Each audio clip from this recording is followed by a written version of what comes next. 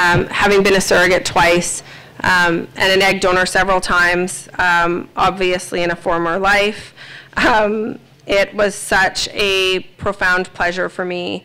And I can't imagine people who are looking at this process not being able to look at it with all of the information that is now available through the internet, through Facebook groups, through events like this. There's just so much to learn, and I really hope that today, as you go through this process, you take away from it so much, including information about Canada. So again, my name is Leah Swanberg. I'm the founder and CEO of Canadian Fertility Consultants and Egg Helpers. We've been operating for 11 years in Canada. We have 2 locations in Ontario and 1 in British Columbia, and surrogate mothers and egg donors across Canada who are willing to travel to the fertility clinic of your choice, whether that's a clinic within Canada or a clinic in the US. Currently, 30% of our surrogates are traveling to US clinics, and it has been absolutely fantastic to be able to partner with some of the leading clinics in the world and to have them work with our surrogates and create a hybrid program that makes sense for so many intended parents who are looking to leverage the success rates that are available in the US with the cost availability in Canada.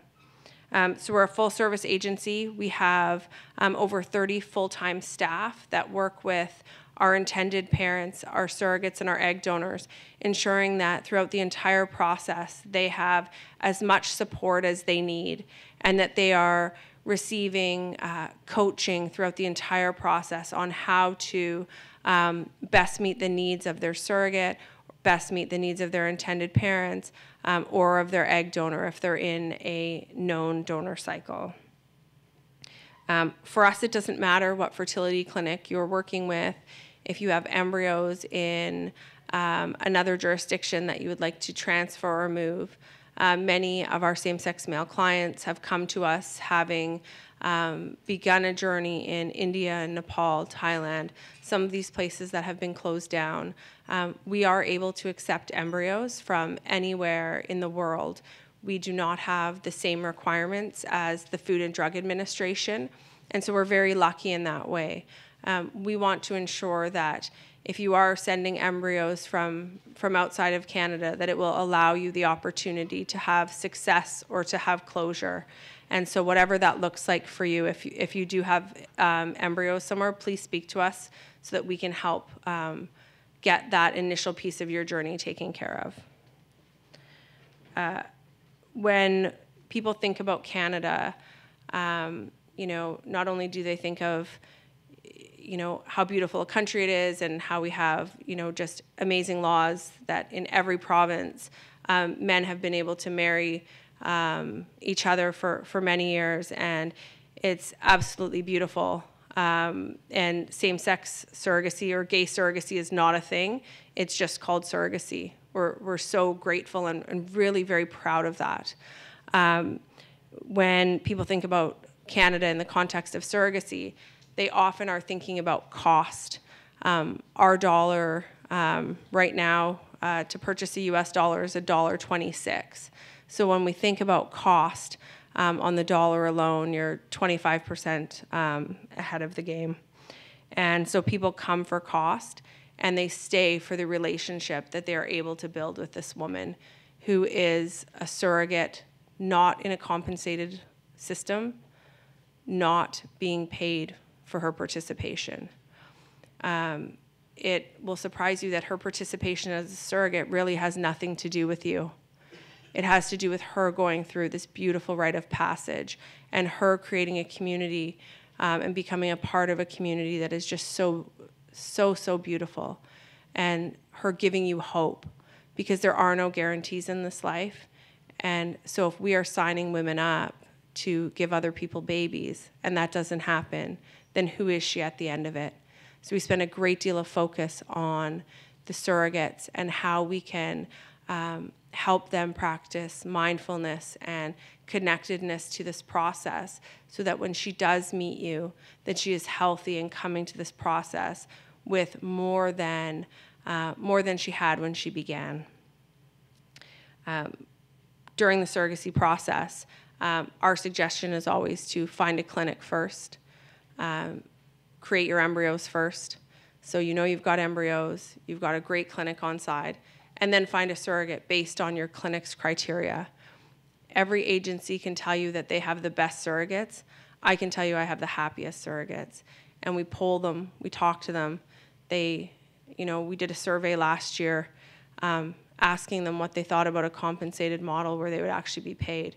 And 98% of the surrogates, and we surveyed, I think, over 400 surrogates, said, no thanks. The reimbursement is enough. And that is because the rest of the filling that we do, of filling them up as people, allows them to see their value so much greater than a financial one or financial gain means to an end for someone to have a child. So throughout this entire process, your surrogate will be honored and cared for. 90% of the work that we do is for your surrogate, and 10%, it's like an iceberg, 10% is for you. And the reason we do that is because we know that taking care of her, wherever she lives, whatever she needs, we have a counselor on staff who will take care of her emotional needs. We have great doctors in Canada, midwives. If we take care of her, then that's taking care of your baby. And if you take care of her, that's taking care of your baby. And it's so important that your baby is taken care of. So we put all the coaching in place. We have a finance team who will help you manage how you're going to send the money. It's a little different in Canada. We don't ask for it all at once because we know 90% of people don't have it all. So people pay in installments. And we are a GPAP sponsor, so we do GPAP stage 1 and stage 2. And it's our absolute pleasure to do that because we know that not everyone can afford this process. It's deeply expensive, and we want to make sure that people aren't left out due to financial need. You will have a case specialist who will manage the nuts and bolts of your journey. You will have a support person, Jennifer, she's actually at our booth and is connected with many of you today. And she's there for your emotional needs when things maybe don't go well. That's when we're able to show up for you and really, really care for you. Surrogacy is beautiful. It's messy, it's hard, it's great, it's easy, it's the best. But when it is hard and it is messy, we want to make sure that there is someone that you can get on the other end of the phone at all times. All participants in our program have a finance, or intended parents in our program have a finance manager, they have a case specialist, and they have a team around them. And that team does not just consist of our staff, but it consists of staff and people that we either put in place or you found along the way, which would be your clinic that we'll communicate with to ensure that everything is going smoothly. It will be your lawyer who will take care of all of the legal process that is so important. It will be an additional lawyer who will be an immigration lawyer. We've sent many clients home to the U.S. from Canada. Your baby will be born a Canadian. However, we'll work and introduce you to an immigration lawyer who will take care of all of your needs in terms of getting home and getting a U.S. passport or passport of your origin for your baby. Generally speaking, last year our wait times were 3 months. 2 years ago, we didn't really have a wait time for U.S. clients. And due to some unforeseen political situation here, we find ourselves with many intended parents who are just really wanting to have a child, but not necessarily wanting their child born in the U.S. And so many clients are coming to us from the U.S. And so we are at about a 6-month wait time, which actually will give you time to find the clinic, interview doctors, make sure the doctor that you are going to work with understands your specific needs and is able to really meet you where you are in terms of your journey. And again, if you work with a clinic in Canada, we have an amazing egg donor program that my 2 adult kids do the recruiting for. And they find just amazing women who are interested in partnering with intended parents in either known donations or anonymous donations. And for us, you know, what's important to us is what's important to you. So if you're looking for an anonymous donor, or you're looking for a donor that you're going to have an ongoing relationship with, that is what we will find you. We have found that for those intended parents who are working with a U.S. clinic, it often makes more sense to access the clinic's database. And so we wait until you have embryos created and then get to work on finding you a surrogate. When it comes to finding a surrogate, who is this woman that's going to do this for free, who's going to receive like maybe $15,000 in expense reimbursement, like who signs up for that? Well, I did, and it was like $10,000 in expense reimbursement at that time. The reason women are drawn to surrogacy, again, is that community piece. They really they see us on social media, they see us talking about this connection between women, you know, that is kind of unheard of, because it's just about showing up for people, holding space for them, really just caring for them in a way that makes such beautiful sense. And we've been lucky because that has been our advertising. And women have come to us on a more practical, non-airy-fairy, woo-woo kind of way. Our surrogates are 21 to 42 years of age. They have a criminal record check, background check. Their spouse or partner has been spoken to on the phone, by Skype with one of our intake specialists. Their medical records have been reviewed by your fertility doctor to ensure that she meets their criteria. Each clinic has a different criteria. We work with most of them.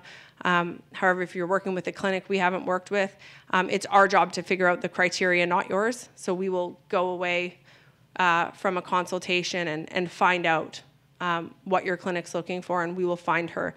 For us, it's about finding Miss Right, not Miss Right Now. So there is this like 6 months sometimes. And so just know if you are in sort of a delay holding pattern, it's because we're looking for the surrogate that shares the same values as you around termination should a medical abnormality arise. The same type of contact expectation and what that looks like and how we can coach you to do that.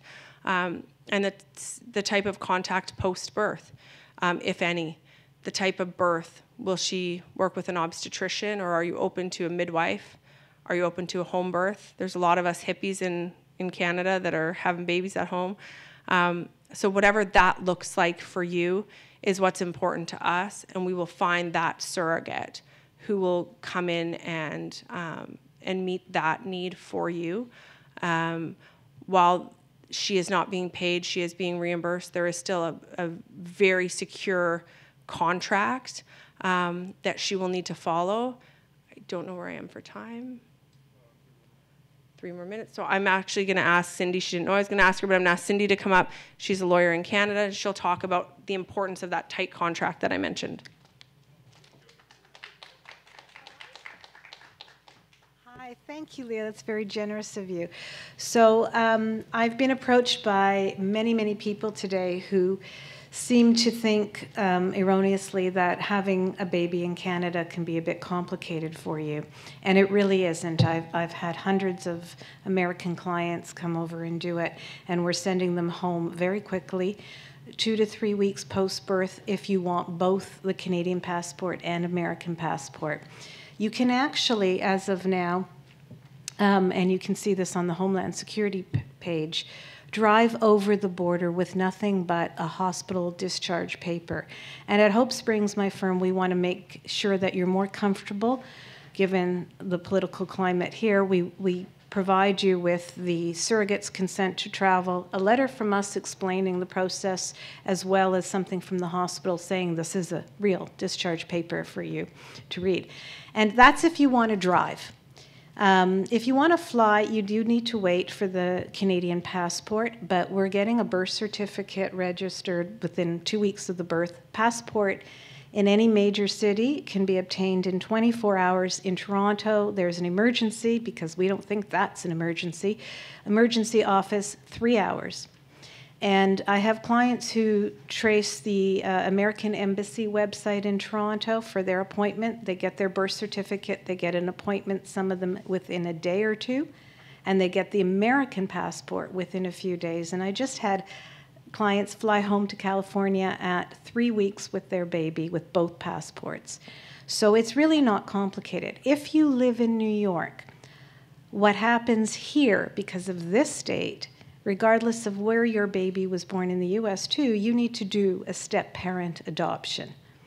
And a few of the lawyers here that I've talked to have said to do that, if your baby is born in wherever, whether it's in another state or Canada, they want a court order that says you are the parent. So we do that in Ontario as well as an administrative one. Many of us don't even need that. I have clients in California who don't need a court order, but if you live here, you will. I get that within 3 days of the birth, 4 days of the birth, and then the birth certificate. So it's really not. Our office gives full service. We'd love to be on board right at the very beginning to help you, to coordinate, to make the agencies work easier as well with you so that you have a full team aboard. We all work closely together. That's the Canadian way. You get that Canadian baby, as Leah said, and if you're the biological American parent, you can then pass on the American citizenship, and I will coordinate with your American lawyer and make sure they have everything they need. We're doing many, many of them.